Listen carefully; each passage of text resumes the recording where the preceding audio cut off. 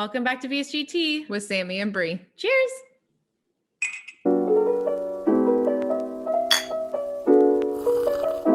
All right, guys, today we have a very special episode of VSGT. We have a very highly requested and highly honored guest with us, Megan, aka my bariatric dietitian. And we're so excited to learn more about what you do, what you're about, and just all of the amazing things you bring to our community. Yay! I'm so pumped to be here. Thank you guys so much for having me. I love what you guys have going on, and I'm so honored. Oh, we're honored. Seriously. We're honored. We're so excited. I feel like we already just, even though we have never met, I feel like we know each other, and I just feel so comfortable with you already. So this is just such a treat, and we have a lot of questions from followers today, and we have a lot of our own questions too. We always like to open up each show with kind of just some background about you. Are you married? Do you have any kids? Where are you from? And kind of just a little bit about your journey. Yeah. All right. Well, there's a lot there, right? Yeah. So I am from Seattle. I still live here, born and bred. And I am married. I have a lovely husband. We actually got married the summer before the pandemic. So Nice. we were very thankful that we got that slipped in before everything kind of closed down. No kids yet, still just us, which we love. But yeah, we're doing good. Awesome. That's amazing. And how did you get started in this industry? That's a great question. I get asked this a lot. So unlike many people in the community who've had weight loss surgery, I have not. But back when I was in school for nutrition to become a dietitian, I actually was living with one of my best friends at the time and staying at her house, and I would go travel to the hospitals and I would go do rotations. And one week I got scheduled in the bariatric clinic. And so that was kind of new to me. Like, we hadn't learned much about it in school. This was over 10 years ago. So this was just like all new to me and kind of new to, I don't know, I guess like kind of the mainstream of everything as well. Right. I didn't know anyone who had surgery. I had only heard of like lap bands. It was just all kind of new. So I started that and I went home after my rotation one day, having learned some of this stuff and seen some patients. And my roommate told me, she sat me down and she's like, hey, I need to tell you something. I'm not telling many people this, but I'm going to have bariatric surgery next week. Wow. And so I was like, oh my gosh, like, you're having surgery right now. Like, I'm learning about surgery right now. Like, this will be really interesting. So she had the sleeve. She's been extremely successful. It's been over 10 years now. Wow. But I got to watch her journey and follow along. And like, this was like my best friend going through this like really life-altering procedure. And so it was a great learning opportunity for me. But then I've also been able to see how much it's changed her life. So when I got the opportunity, when I was done with school and I started my career, I bounced around between some other things, but then there was an opportunity for a job in bariatrics. And I was like, I have to do this. And then I just fell in love and haven't looked back since. So that's so cool. I know. That's awesome. That is awesome because you're seeing your best friend. I'm sure that you helped her too through it. Yeah. And, we're able to like give her advice and just kind of like walk through the process and see like how it can affect somebody and make a difference in their life. Right. Which is such a special niche. And you've made such a great career out of it. I mean, you have your complete bariatric cookbook and meal plan, which is amazing. And I use it. And honestly, I get so many hits whenever I cook anything out of it. You do. Yeah. And then people will tag me and be like, I made this from the Bree's book. Yeah. And like it's Megan's. I love that. It's so cute. I know. So it's just been so much fun to just like get to know you through your work. And, it's like, I absolutely respect like everything that you have done. And it seems like, I mean, you said like 10 years, it doesn't even look like you're older than 10 years. Well, thank you. I feel old, but Oh my gosh. Same Don't here. we all? Yeah. Same here. Yes. Well, we have some of our so- questions and then we'll get into some of our follower questions too. Yeah, let's do it. Okay. So what would be, I mean, this is a great question, kind of following up your best friend staying in maintenance for 10 years. What Mhm. would be your best advice for staying in that maintenance? Yeah, it's a good question. I think that when it comes down to it, like be able to stay in maintenance requires a form of good habits, right? Mhm. And maybe it's not super super strict. Maybe you're not tracking everything every day. Maybe you're not weighing out everything. But it's like those big lifestyle habits that you've created. How do you show up for yourself? Not just like in terms of how you lost the weight, but Right. how do you continue to intertwine that into like your daily life? Do you work out? Do you try to meal prep? Do you try to eat healthy recipes? Do you still try to focus on protein foods and variety? Like it's all these like basic elements, right? And it's not that maybe that calorie deficit that we would think about when we're trying to lose, but it's about that lifestyle, right? What is Right. the lifestyle that we're trying to practice? Because there is no end point to any of this, Correct. right? Right, right, right. It's not like you Going lose and the weight and going. you're like, cool, I'm done. Like, I'm going to go check Mhm. out and like just do whatever I want. Like, to be able to maintain that weight loss still takes so much hard work and effort, Right. and you still have to show up for yourself throughout the week and practice those healthy habits that you practice just like you did when you were trying to lose. So Mhm. that might look different for each person, but the biggest thing is just trying to embody that person that you are trying to become so that you can live like that forever. I Right. love that. I Yeah. love that because that's literally what I envision too. Yeah. Like my whole why is like me in the kitchen, like making healthy food for my future kids someday. Like it, Mhm. and so I love that you said that because that is so important. It really does trigger my mind to think, okay, I'm gonna get there. Yeah. That's my future. It's a mindset. I mean, Mhm. that's kind of what you're saying. It's not just like you said, the calorie deficient, like it's literally getting in your mind in the right place. Yeah. And Wow. I tell people, like, I always ask my clients too, I'm like, who are you trying to like become? You Hmm. So good. know, like, who are Mhm. you trying to be? Like, what is that future version of yourself and how do they show up for themselves every Right. single day? And Awesome. that could be like in a mindset, that can be in like daily habits, like how we practice, like what we eat and how we move our body. And it can be, so much more than that too. But we all just want to try to be the best versions of ourselves so we can live our best life, Yeah. right? Yeah, absolutely. And just kind of piggybacking off of that, what would you say to somebody who's in the maintenance stage who is gaining? I know that there's a lot of different thoughts about like the sleeve reset and some of Mhm. these other different tactics. Like Yeah. what would your advice be? Yeah, so whenever I work with people who've had, maybe they've hit their goal or they've gotten pretty close to their goal and then they maybe have some regain, there's usually some reason that sparked that, right? Like maybe a pandemic happened Right. or maybe there was Lots of stress change. at work Mhm. or issues with, their kids or family or relationships. Like Mhm. oftentimes there's something that can kind of like throw a wrench in things Yeah. that causes people to like get off track. So I always tell people, like kind of go back to what you were doing before. It doesn't mean that just because you have, weight regain that you have to go start like the next fad diet. It's not like, Mhm.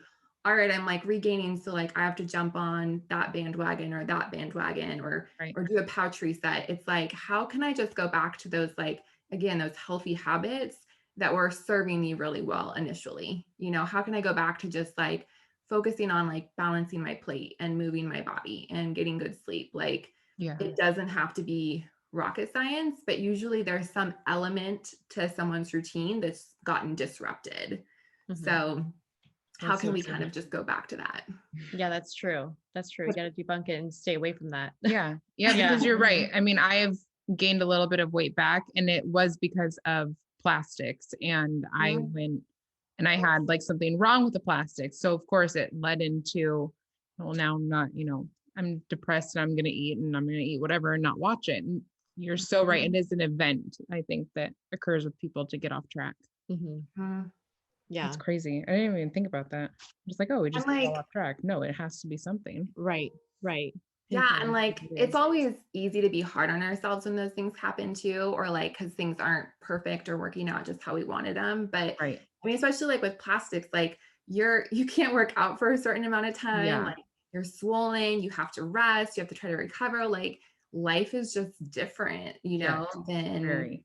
it was before you had it. And Mhm. especially if there was disruptions and things didn't work out and Yeah. right. So Mhm. it's hard and then that can kind of spiral. But I think the biggest thing is just to kind of, when you have the opportunity, just trying to do the best that you can, even that's not picture perfect, right? Yeah. Like even if that's plan B or plan C.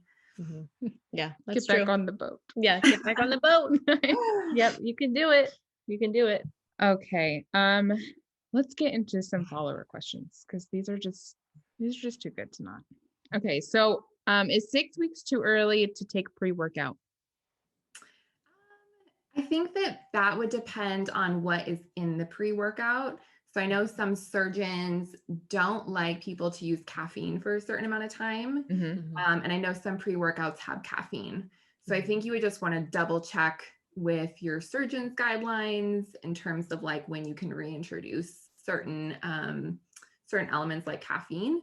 And I think the other part of that too is that at 6 weeks, you know, most people are kind of starting to like gradually add back an exercise. So Right. you might not need a pre-workout for the type of workout that you're doing at that Right. point in time. That's Um, very fair. Yeah, I think it's very fair too. So I was Yeah. about to say, like, I don't even have pre-workout right now, and I'm 6 months out today. Yeah. Yeah. Oh, you are? Oh, Yeah. wow. Oh, Yay! happy birthday. Okay, I didn't Yeah. even realize until just now.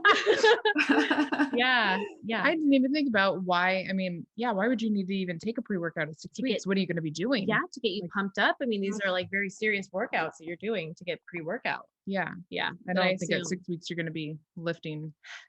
Do you mind if I touch on caffeine for a second and Sure. what your thoughts are on Yeah. caffeine? 100%. Okay, awesome. Spill the So tea on it. yeah, so caffeine, yes or no? What are your thoughts after surgery? So here's my take. So I know that a lot of surgeons are like all across the map on their guidelines, right? Yeah.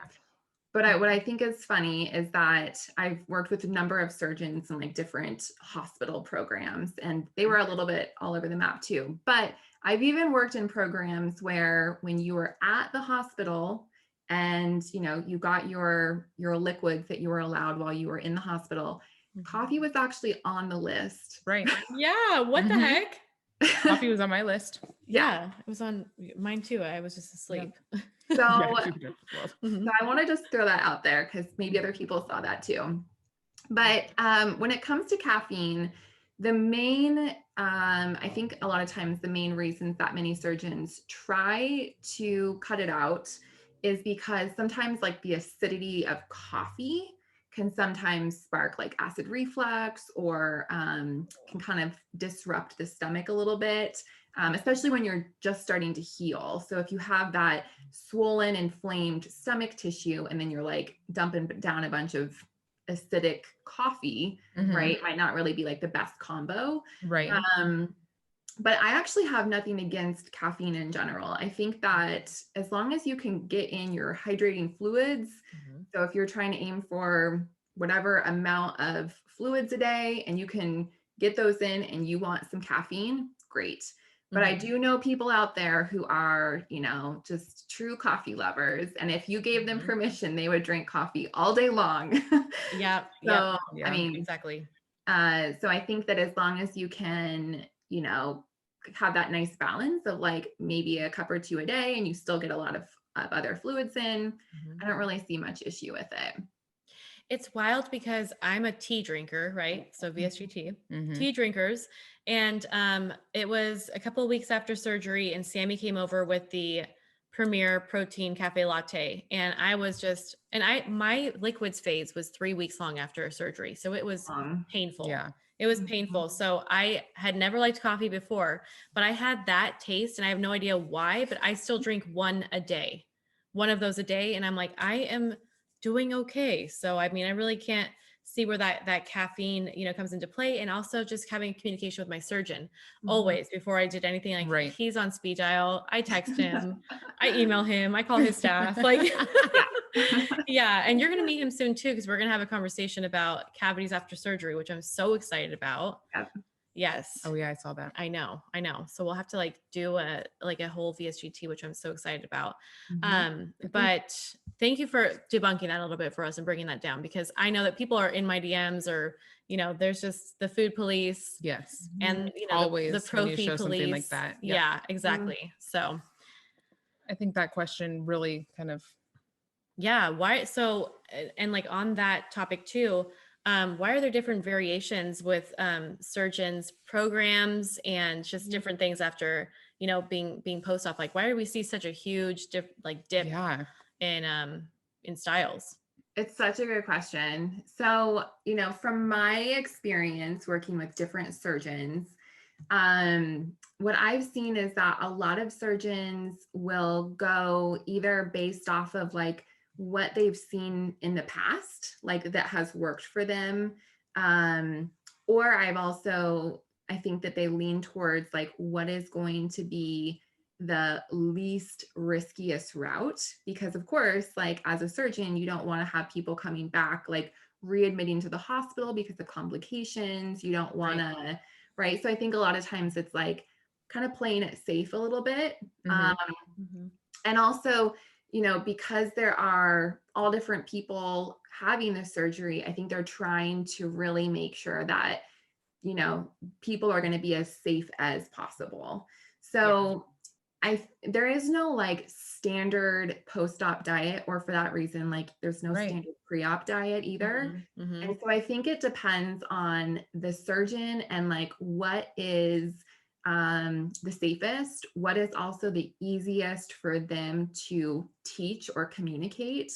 So like I worked at a hospital where our pre-op diet was just a low carb diet, and that's all it was. It was very much like keto. And then other people have like liquid diets. And I was thinking about,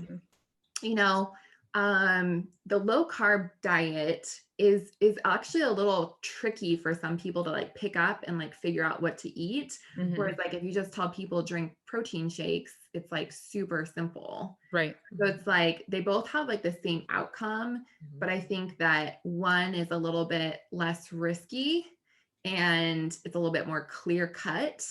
Whereas like when you give people a little bit more option and like freedom, then it starts to become a little bit for like the surgeon to manage, or maybe like their nutrition team to manage. So I think that they're kind of going off of like what's worked and how can people stay safe and how can I reduce the amount of like questions being asked essentially. Yeah, that's I fair. love that. That's so key. What you said about like what's the easiest for them to relate to people. That is so key. People don't probably understand that. Like I never did. But that makes a lot of sense. Yeah, you don't think about that. No, and I think that too, finding like goes back to the conversation we always have, is finding a surgeon that you can have good communication with. So key. It's so key. Yeah. Not to put you on the spot, but do you have a preference for post-op for pre-op diets? And same with I'm all about let's give people food. Yeah. Okay. Yeah. You have to be on liquids after surgery anyways. So if it was up to me, I would put people on like more of a food-based program. From my experience, like working in the hospital for 7 years with these patients, like I really found that like the low carb diet worked great. And it was only when people really didn't pay attention to it that, maybe they weren't able to have surgery, but that was very, very, very rare. Right. So I really just like to give people more options and just like be able to eat real food and have like, meals with their family and like buy stuff from the store. The liquid diet is just so hard. It is. Totally. And you have to do it after surgery anyways. So it's like, why make people go through it twice? Yeah. Right. I totally agree. My liquid diet was only for 2 days. I know. Oh, wow. Did you do your liquid diet? You did? Yeah, for 2. Well, yeah. Oh, that's what you did. Yeah. You did the liquid for diet. 2 days. Okay. That was just That's not bad. No, I was hungry. Don't get me wrong. Yeah. I was hangry, but I did it. But I know proud of some you. I people didn't do know it for a that. very long time. Yeah. Yeah, no, I Mhm. mean, I did have a wow. A food Funeral. funeral. Yes, I did. Totally. Up until the Mhm. time where he told me, then that's when I That's the couldn't. liquids? Yeah. And then I Got was it. like, all right, I should play by the rules. Yeah. And mine was just the 2 meal replacement drinks a day and then one Oh, small yeah. meal, which I was like, I can totally do this. How That's what I long do was that one anyways. for? 2 weeks. Okay. I That's, only see, lost that's a few still a long pounds. time though. I know it was, yeah. Mhm. I know, but I'm like, dude, I'm doing this the Ugh. rest of my life. What's a 2-week commitment beforehand? Yeah, I Mhm. know. It's nothing really. And it probably like that simplified program probably was easy for you. It was. Right. Yeah, For me, definitely. I would have cheated. I know. Yeah, it's definitely easy to I was a do. That's horrible for sure. prepper, but we all know that. It's fine. Okay. What should we look for in a shake or protein powder? Okay. I love this question. So when it comes to like a protein powder, usually you just want to look for something that's just mostly protein, right? We're not looking for like I don't know. I think about those like old school, like Odwalla protein drinks that were like, I don't know if you guys ever saw those, but like the blended Oh yeah. juice and all this other stuff in them. Like Mhm. a protein powder should really just be pretty much like protein powder. So, or protein. So if you look at like a label, look at the calories and whatnot, and like go down and look at fat and carbs and protein, and like the biggest number that you should see on that label should be from protein, right? You're probably not, you're maybe getting a little bit from fat, maybe a few carbs, maybe, but you should be looking for something that's probably at least minimum 15 grams of protein a serving, if not more. So like some products are going to be higher, like Premier Proteins, like 30, like a Protein 2O water. I think some of those are only 15. So granted, those are pre-made, but if you're going to have like a powder, just look for something with a good amount of protein in it. But the second thing that I always tell people is that you should go down and look in like the ingredients. So if you are lactose sensitive, you're going to want to make sure that you pick a whey Writing this down. protein isolate. Yes. Yeah. Okay. Yes. You're amazing. So whey protein isolate is just isolated protein. It comes from like cow's milk, but it doesn't have any of the lactose, the milk sugar in it. Okay. So it's usually going to be on the front of the label, like it's going to say made with whey protein isolate, but if it does not, you can always just flip the jar or whatever. And one of the first ingredients should say whey protein isolate. Okay. If Got it that. says whey protein concentrate, that just means that it still has lactose in it. So it's still the whey protein isolate in there, but you still got a little bit of milk sugar. Okay. Concentrate equals Interesting. lactose. So Premier Protein, for example, is a concentrate. Yes, it is. Yeah, it is. Oh my gosh. Okay. As she's drinking it. I know, I'm drinking it now. So some people find that like the lactose content, if they're sensitive to lactose, the lactose content isn't high enough to like really sensitive too much. I did not know that. Yes, I shouldn't even be having cheese, but it's the only thing I like.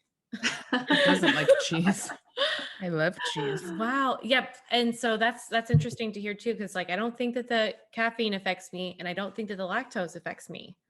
So that's good to hear that it's not going to affect everyone. Yes, Yeah, not everybody. That's true. If So they yeah, are really lactose sensitive. intolerant Yeah. Oh or my sensitive, gosh, this is sensitive, lactose sensitive, right? Not intolerant. It could be, intolerant, sensitive. Like, Okay. I think Is that the there's, same like, thing? Do I sound stupid? I probably sound stupid. Is that the same no, thing? I know he said the same thing. It's Yeah. yeah. Oh, So yeah. So lactose right. intolerant is I'll basically take one just for the saying team. like you don't have the little enzymes in your gut to be able to break that milk sugar down. And so it ends up causing other stuff, Whoa. Interesting. Okay. Well, but yeah. I love learning about this, and I love that you said that the biggest number on the label should be your protein. That is like, that's so key, and like, duh, like that's genius. Right. Obviously it should be that. Yeah. Speaking of that, with carbs, we have a couple of followers who wrote in about carbs. Like, is it a no carb diet forever? Like, when can you start having carbs after surgery? which I'm like, I've already had carbs after surgery, so I'm scared. Yeah. So for anybody who's out there watching this and is terrified of carbs, please do not be terrified of carbs. You can definitely eat carbs after surgery. Right. Carbs are one of like, they're a really great, important macronutrient.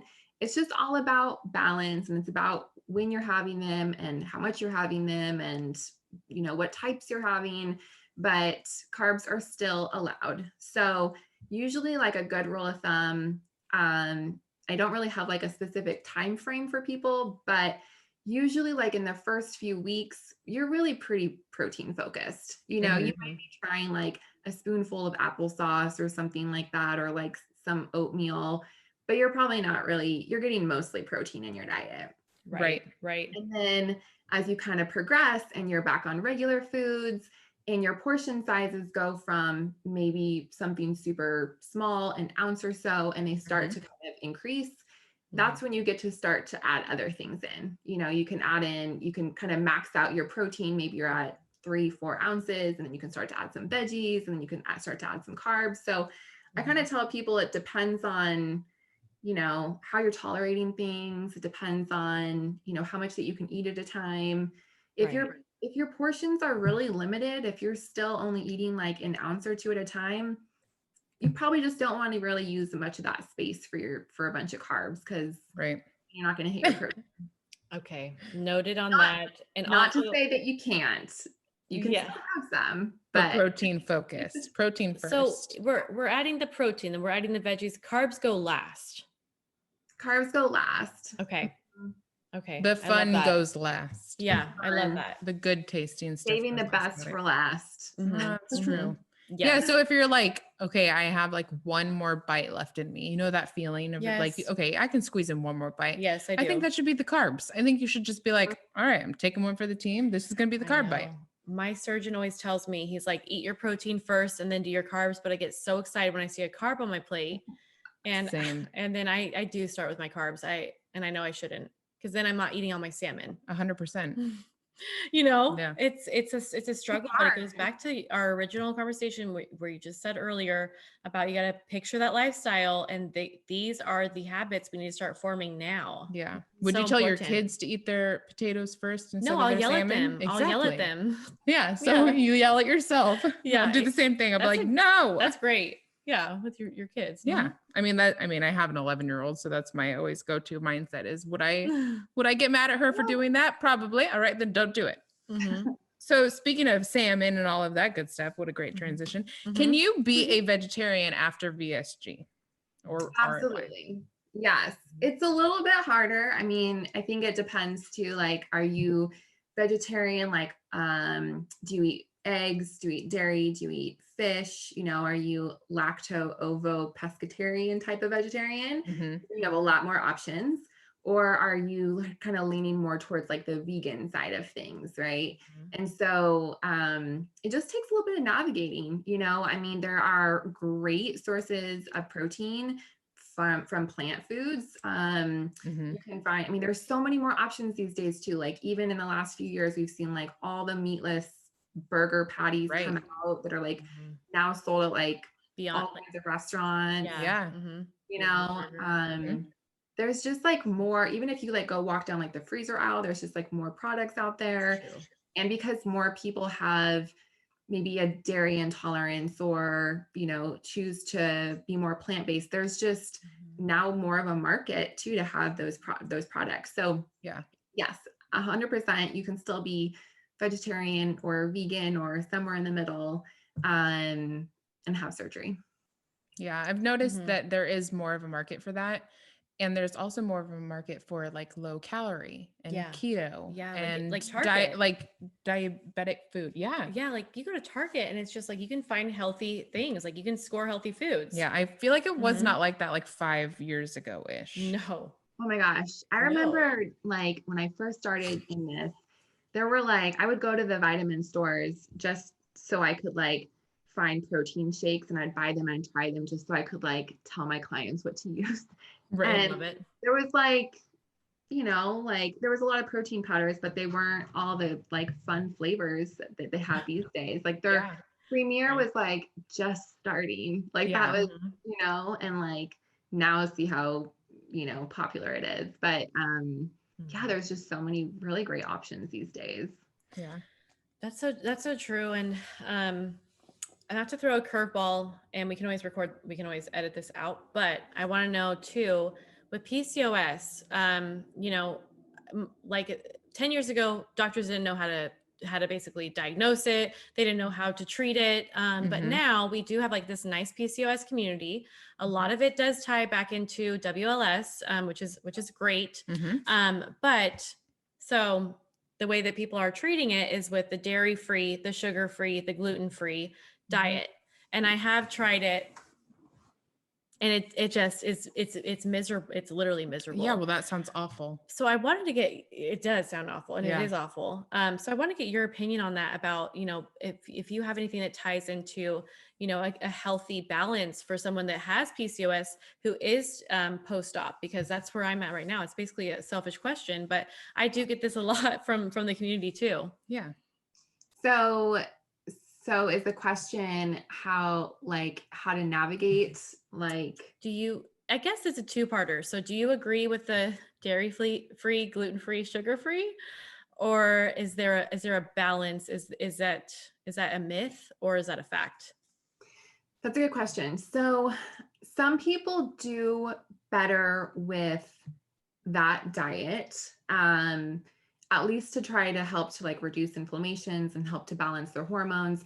There are ways that you can still potentially work those foods in, like especially if you're leaning more towards like organic, like grass-fed, like, dairy options versus like more processed options. And I think it depends on like what they're like mixed with as well. So like what I mean by that is like, are you having like a dairy product that is more processed, it's mixed with like a bunch of inflammatory oils, or are you eating like processed gluten versus like, are you having, an organic whole grain product, right? Like I think that the quality of the nutrient itself is really important. And this kind of plays into like a lot of other like disease states as well. So even like hypothyroidism, just like other types of issues going on. Sometimes people are encouraged to try to like eliminate certain foods and change things up. And what you might notice is if you do it for a while and you reintroduce them, maybe you still are doing fine. Like maybe you notice that with other changes to like your lifestyle, maybe you can manage your PCOS better. And maybe like reintroducing those things, it doesn't disrupt that, right? So I think I don't want to like say like affirm like, yes, you have to do that. I find that every person's a little bit different. And I think that you kind of have to take into account like all that they got going on. Right. Yeah. Yeah, because I even came into surgery like on the cusp of hypothyroidism. Like I had a ton of different comorbidities, and I haven't done my paneling yet to see like where I'm at now, but I already feel better.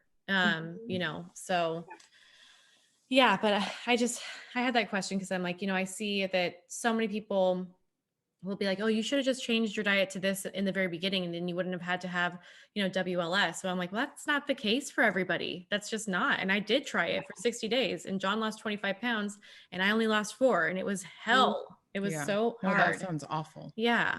And that's like right there. Like, I think that is such a unfortunate common thing that people think like, even, if someone has like hypothyroidism, just like expecting that like medication is going to fix it in a sense, or like, or someone telling you like, oh, you should have just done this, and then you wouldn't have had to worry about weight loss surgery. Like, right. It's just so unfair. Like, Right. I feel like it just kind of like goes into that shaming of like, oh, you could have not done this. And It does.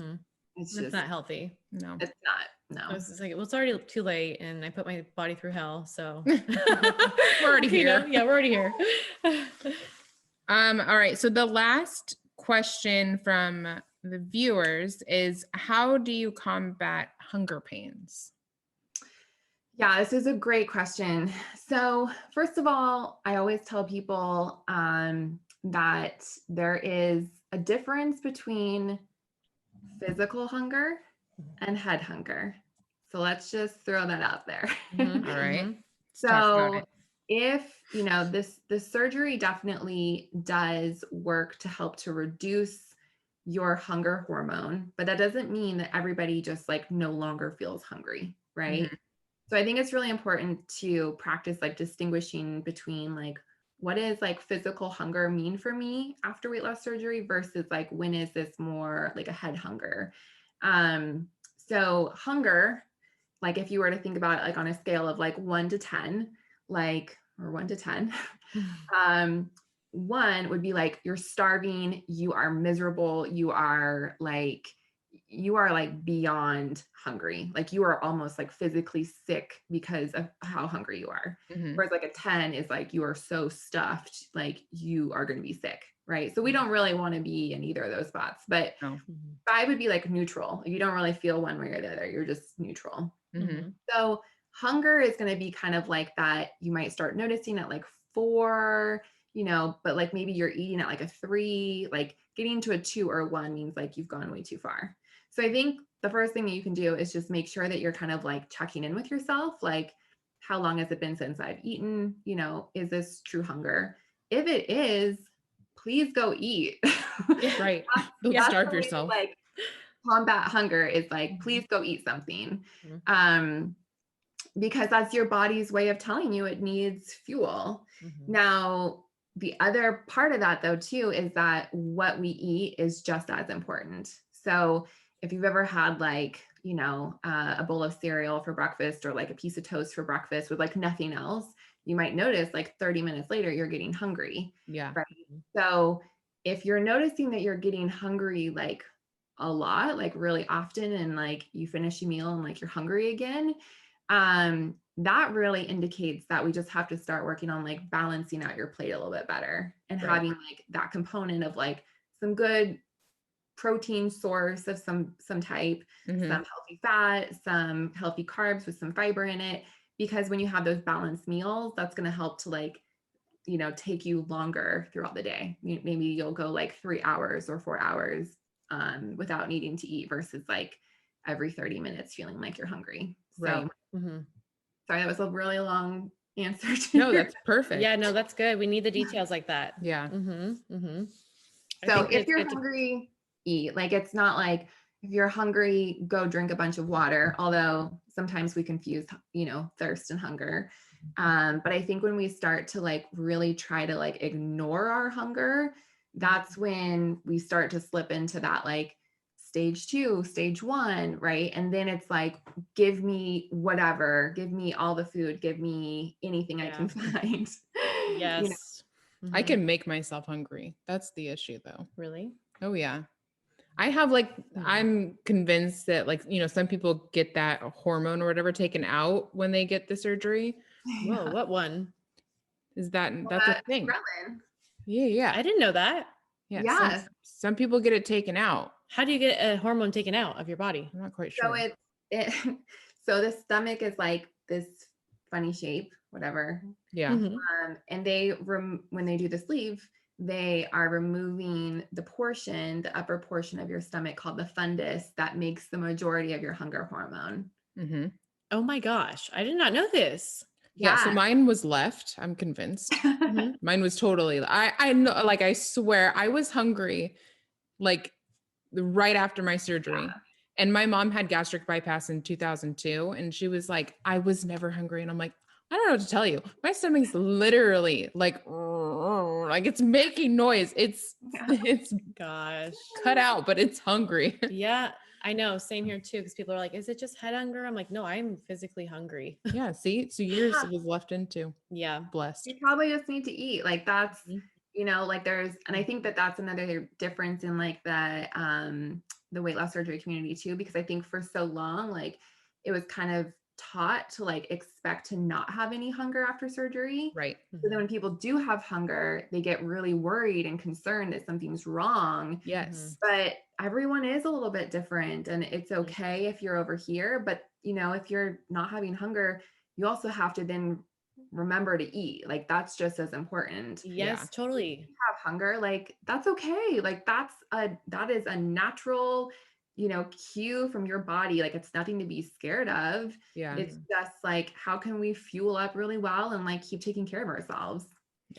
I think it's such a good point to have that scale of the 1 to 10 and trying to be in that 5 range, because there's some times where I am like starving because I've just been, you know, in work mode, and I can just tune everything out like I used to do before surgery, which is like how I got to this, you know, how I got to the place before surgery. Right. And so it is, no one's ever like broken it down and explained it so simply that makes I so much know. sense. Like just be in that 5 zone where you're neutral, where you're good, like you could eat, but like you don't really have to eat, and like you're feeling good. Yeah. Yeah.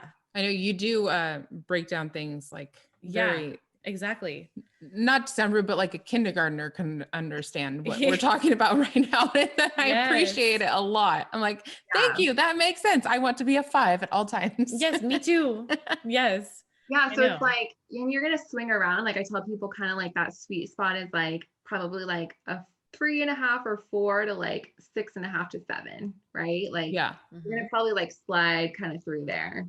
And that is the goal. Like that's how your blood sugar stays stable. That's how you don't have these like crashes, you know, and that's how you like have energy and less cravings too. Yeah. Just kind of living in that sweet spot. Yeah. We I love it. get wanna that live in question a sweet lot spot. of after surgery, why am I I'm hungry? Or like, should I ignore I the hunger? asked you that. Yeah. Yeah. Because I was I mean, worried. I was that's, worried. I think that Mhm. is the stigma behind it, is Mhm. that you're just not hungry and Yep. you have to Right. remind yourself to eat. And it's like, no, I could literally graze all day long. That's my issue. And I always am the first to admit it. It's just like, I could just go I know, but I've all never day seen you long. graze all day long, ever. Yeah, I know. Well, normally when I'm with you, Says I'm like, let's this. go, let's go, let's go, let's go, let's go. But send me home. Mhm, Send me mhm. home by myself doing absolutely nothing. I will literally sit there and eat wheat thins until I pass out. Oh my gosh. But if I'm like concentrated on something, I will just go and I will ignore it. Mhm. And I'll get hungry. Like I'm hungry right now. I'm like, oh, what are we gonna order for dinner? Yeah. But I could definitely snack. I You hear just you. haven't seen me I snack. hear you. I could too. Bad. But the snacking is going to stop. The snacking is going to stop because I don't need to Well, be we just have to snacking. remind ourselves Mhm. Where do you fall? where Yeah, exactly. where do we fall and what do we want our children to I know. What are we gonna give our children? Exactly. Like, you're not having chips now. No, that's I a know. really good way to Mhm. think about it. It is a really good way to think about it. I mean, treat us like how we would treat ourselves, how we would treat our children. 100%. Mhm. Yeah. Because we always want to do the best for our kids. I feel like we had a mini coaching session with you right now. I know. That all of our everybody listening in is able to kind of just piggyback off of, which is great. I hope so. Yeah. Speaking of that, can you kind of like break down like what you're working on right now and how people can like work with you and how we can support you? Yeah, so I am currently taking clients, so that is kind of the primary focus that I have. So I am offering one-on-one coaching. I also do group coaching as well. So both are great options, kind of just depends on what someone's interested in. The group is kind of nice because then you have like this little community of people that you get to know in the process. And then one-on-one is obviously like super personalized, super, just focused on you. So I offer both of those right now. Those, if you wanted to book a call and chat and see if that would be a good fit, you can go to my website and there's a little work with me button, or you can send me a DM on Instagram. Happy to schedule a quick little call and kind of see what you're working towards. I work with people who are in every single stage of their journey. So I have clients who are pre-op, who are trying to kind of get ready and want support after. I have people who come to me like, 3 days post-op and they're like, I need help. And then I have people who are like, 10 years post-op saying like, I just kind of want to get reset and like back into a groove. So helping people regardless of where they're at. And then I have some other like fun projects I'm working on this year. So follow me on Instagram and you'll be the first to know about those. Yes. Awesome. And then of course I have my book, my cookbook. This is Yeah, you do. This is on Love it. Amazon, Target, Barnes and Noble, I think. So if you just need some like meal inspiration, there's that as well. We should just Amazing. honestly, every single time someone says, I need meal ideas, I I don't know why know. I don't just automatically be like, here's a freaking link. It's I in my know. Amazon favorites. It's in my link tree. I know. I just don't think I get that question so much. What do I eat after surgery? Just buy the dang cookbook. That's all I have to say. Yeah, I just had a That's So Raven moment because I said that I was going to create something like that for everybody and I You forgot. did. Well, I saw I've you been- visioning out right there. Gosh, I just have so many. Yeah, I did. I visioned out because I did. was like, I have so That's many so ideas. I want to help everybody good. and just I put it know. all together and just get it organized. And you do such a great job of that. You do. And we're just so Thank you. thankful that you took the time to talk to us today. Yeah. And we would love to do some follow up with you too in a few months from now. I think it'd be kind of interesting to like take this session and you know, any other additional questions, you know, go ahead and do another VSGT with you. Yeah, and as your projects come out too, we can just Yes. keep going. Any way we can support, just let us know. Yeah, for sure. That'd be great. I'd love it. All right. Awesome. Is there anything else you want to add before we go? Just thanks so much for having me. It's been so much fun, and I can't wait to see you guys at the retreat. I know, it's gonna be so fun. Stoked. Yes, with our tea party. Yes. Amazing. Well, thank you so much. Thank you everybody for watching.